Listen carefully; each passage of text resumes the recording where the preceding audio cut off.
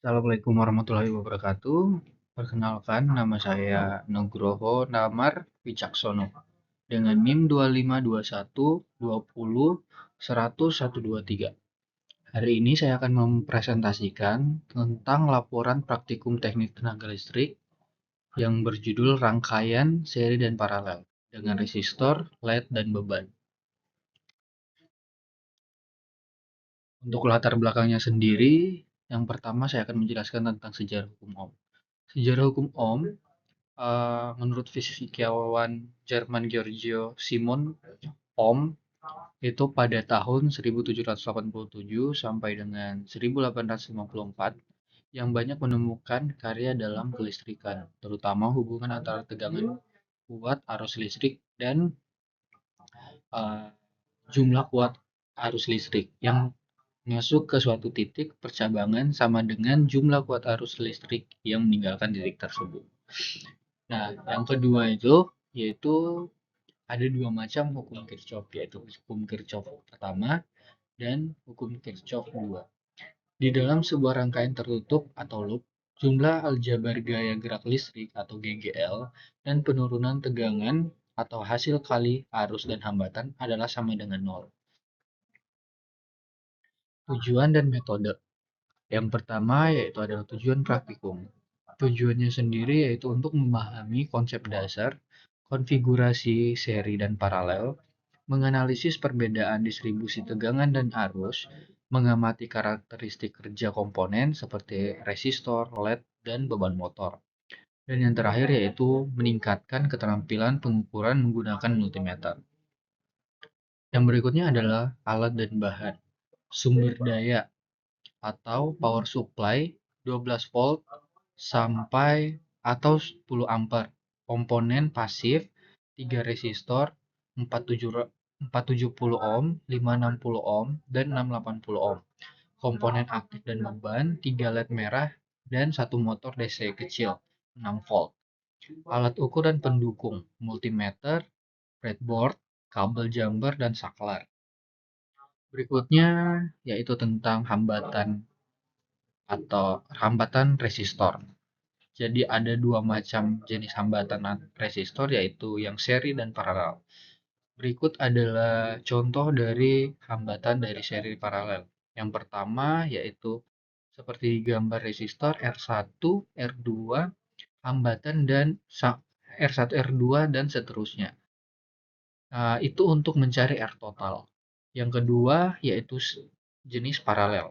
Untuk paralel sendiri dia 1/R total. Jadi misalnya R1 per R 1 per R1, 1 per R2 sampai seterusnya. Nah, untuk yang pertama total resistor seri atau mencari R total. Jadi misalnya R1 tambah R2 tambah R3 yaitu 470 tambah 560 tambah 680 sama dengan 1710 ohm.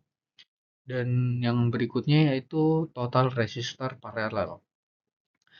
Misalnya 1 per R1 sampai 1 R per tambah 1 per R2 tambah 1 per R3. Nah, hasil yang didapatkan yaitu 1 per 0,05383962095 sama dengan 185,73 atau kita bulatkan dengan 185,73 ohm. Nah, jadi di sini didapatkan untuk rangkaian seri itu hasilnya adalah 1713 ohm dan untuk paralel yaitu 185,7 ohm. Ya, berikutnya saya akan jelaskan tentang rangkaian seri. Rangkaian seri sendiri memiliki karakteristik yaitu arus bersifat konstan pada seluruh titik sebesar 0,037 ampere. Nah, untuk distribusi tegangannya itu terbagi ke setiap komponen sesuai nilai hambatannya. Jadi, misalnya satu komponen dilepas, komponen lain itu akan mati. Nah, ini berikut adalah contoh tabelnya. Rangkaian seri, tegangan atau volt, dan arus atau ampere. Yang berikutnya adalah rangkaian paralel. Untuk rangkaian Paralel sendiri memiliki karakteristik arus tegangan di setiap cabang sama besar terukur 12,18 volt. Distribusi tegangan arus terbagi di setiap cabang tergantung hambatan komponen arus. Cabang motor 1,7 ampere itu berputar kencang.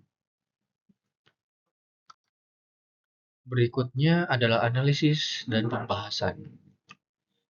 Untuk efisiensi daya, rangkaian paralel mengkonsumsi daya lebih besar atau 34,1 watt dibandingkan seri yang hanya menggunakan 0,46 watt, namun memberikan daya yang cukup untuk beban mekanis motor. Untuk kecerahan LED sendiri, resistor 470 ohm menghasilkan LED yang lebih terang daripada 680 ohm karena membatasi arus yang lebih sedikit atau hukum ohm. Yang ketiga adalah implikasi mekanik. Motor DC memerlukan torsi awal yang hanya bisa dicapai melalui tegangan penuh dengan konfigurasi paralel. Konfigurasi seri gagal menggerakkan motor. Nah, untuk di industri sendiri itu menggunakan DC, menggunakan AC ke DC. Jadi pertama dia untuk mengangkatnya itu menggunakan untuk DC, untuk berikutnya dia mulai berpindah ke AC seperti itu. Jadi kesimpulan dan saran dari presentasi ini yaitu rangkaian seri membagi tegangan, rangkaian paralel membagi arus. Hasil eksperimen valid dengan defisiensi sangat kecil terhadap teori. Saran menggunakan multimeter dengan kalibrasi yang tepat untuk akurasi data. Perhatikan batas arus pada LED agar tidak terjadi kerusakan atau burnout saat menggunakan resistor nilai rendah. Sekian presentasi dari saya. Terima kasih. Mohon maaf jika ada kekurangan. Assalamualaikum warahmatullahi wabarakatuh.